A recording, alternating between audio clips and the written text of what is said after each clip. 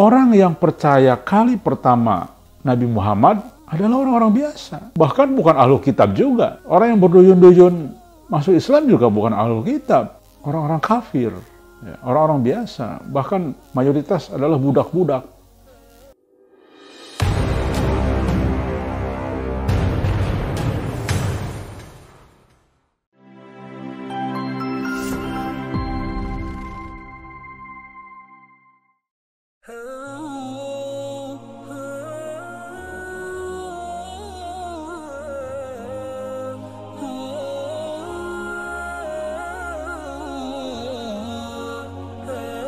Masa Al-Mahdi orang biasa?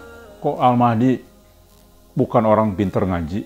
Kok Al-Mahdi bukan yang menguasai kitab ulama?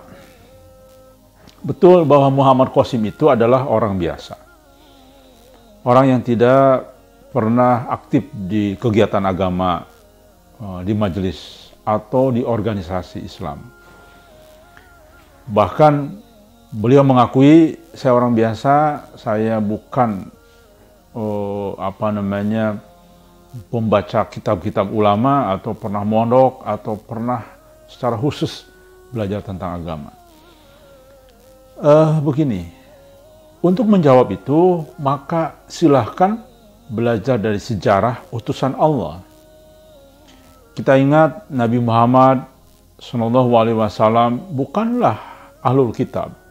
Bukanlah orang yang belajar kitab Injil yang saat itu tentu berlaku karena Islam belum lahir, maka yang berlaku adalah kitab Injil. Nabi Muhammad bukan ahli kitab Injil, ya, atau kasarnya katakanlah pemuka agama pada saat itu, tapi orang biasa. Bahkan kita sama-sama tahu, jumhur para ulama mengatakan memang Nabi Muhammad ummi, tidak bisa membaca dan menulis. Jadi tidak aneh. Lihat katakanlah sejarah Nabi Musa, lihat sejarah Nabi Sallallahu Alaihi Wasallam. Lahirnya dari orang biasa, ya. Jadi menurut saya itulah Allah ingin menunjukkan kekuasaannya, bahwa Allah maha berkehendak dan maha berkuasa untuk menjadikan siapapun, walaupun dia bukan siapa-siapa. Justru kalau Muhammad Qasim itu adalah dulunya pemuka agama, katakanlah ikut dalam sebuah majelis taklim atau organisasi dakwah, maka tentu ini bukanlah satu keistimewaan terhadap seseorang itu, tetapi memang menguasai agama karena membaca kitab. Tetapi utusan Allah itu haruslah orang yang mendapat petunjuk dari Allah langsung, bukan dari membaca kitab. Ada satu keraguan lagi yang banyak masuk kepada kami, yaitu bagaimana mungkin kita percaya dengan Muhammad Qasim? Orang Pakistan aja banyak yang nggak percaya, hanya sedikit yang percaya. Kenapa orang Indonesia, orang Malaysia harus percaya? Gitu ya. Nah, begini jawabannya, saya kira juga kembali kepada sejarah baginda Nabi Muhammad SAW. Orang yang berduyun masuk Islam itu orang Madinah, bukan orang Mekah. Makanya beliau hijrah kan ke Madinah. Nah, pertanyaannya sama, kenapa bukan orang Mekah yang banyak berduyun masuk Islam, tapi justru orang Madinah? Sesungguhnya sekali lagi, pertanyaan keraguan orang-orang seperti itu hanyalah orang-orang yang tidak memahami sejarah perjuangan baginda Nabi Muhammad SAW. Betul, saat ini kalau kami mengadakan penelitian kecil-kecilan lah ya, memang benar orang yang mayoritas percaya dengan Muhammad Qasim saat ini, kalau menurut kami mayoritas ada di Indonesia, ya, kemudian di Malaysia, bahkan mungkin di Pakistannya relatif lebih sedikit. Walaupun mungkin ini baru hanya semacam analisa yang bukan melalui riset ya, tapi daripada orang-orang yang aktif di dalam sosial media yang menyebarkan. Nah, Ini unik, tetapi karena lihat sejarah baginda Nabi Muhammad SAW, ini seperti satu rangkaian sejarah yang mirip seperti sejarah munculnya Islam dan kemunculan di awal Nabi Muhammad SAW.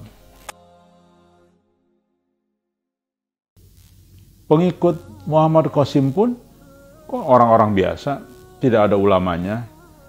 Orang yang percaya dan berjuang dengan Muhammad Qasim saat ini. Di mana perjuangan saat ini sementara adalah menyebarkan mimpi-mimpi Muhammad Qasim, menjelaskan kepada banyak masyarakat, bahkan menjelaskan kepada alim ulama saat ini adalah orang-orang biasa. Atas pernyataan dan pertanyaan tersebut sehingga meragukan semua orang, jawabannya adalah, pertama, kami juga tidak tahu mengapa kami yang percaya dengan Muhammad Qasim. Kami berprasangka baik adalah ini urusan hidayah. Kalau itu dipertanyakan, kenapa yang percaya Muhammad Qasim bukan alim ulama? Kenapa orang-orang biasa? Ini adalah satu pertanyaan yang jawabannya ada dalam perjuangan baginda Nabi Muhammad SAW. Orang yang percaya kali pertama Nabi Muhammad adalah orang-orang biasa. Bahkan bukan ahlu kitab juga. Orang yang berduyun-duyun masuk Islam juga bukan ahlu kitab. Orang-orang kafir, orang-orang biasa. Bahkan mayoritas adalah budak-budak. Nah, jadi sesungguhnya pernyataan miring pertanyaan tadi sesungguhnya adalah dari orang-orang yang kurang memahami sejarah. Saya kira itu konteks kepada nomor 2 ini. Jadi urusan hidayah itu urusan Allah. Kami juga tidak memahami mengapa kami orang-orang biasa yang mulai percaya dengan mimpi Muhammad Qasim. Jujur, kita semua ini tidak ada di orang-orang yang percaya dengan Muhammad Qasim saat ini. Belum ada seorang pengusaha besar, belum ada seorang pejabat, belum ada seorang petinggi. Ini hanya masyarakat biasa yang relatif orang-orang biasa yang ekonominya juga pas-pasan semua. Bahkan saya pun bukan orang yang berlebihan, saya biasa saja. Saya juga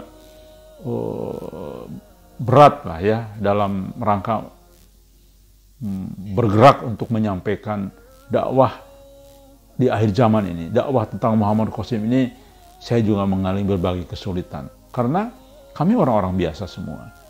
Tapi kami yakin justru Allah memilih kami untuk melakukan sesuatu manuver dengan tanpa berpikir apa-apa.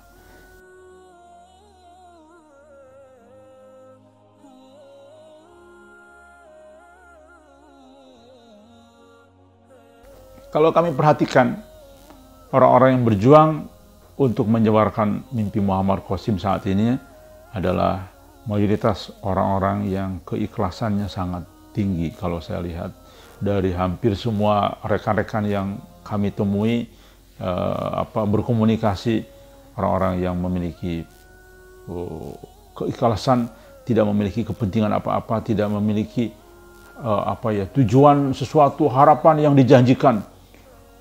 Apakah itu nanti memperjuangkan Muhammad Qasim ini akan memperoleh itu, ini dan sebagainya. Tetapi karena satu kebenaran yang diyakini, dan itu adalah satu hal yang memang membuat kami terus bertahan. Yang menarik adalah tidak sedikit orang yakin, orang biasa, keyakinannya muncul karena Rasulullah hadir dalam mimpi orang-orang di berbagai belahan dunia bahwa Muhammad Qasim benar. Dan itu rata-rata orang-orang biasa yang Allah berikan mimpi, anugerah mimpi itu. Namun orang-orang yang baik.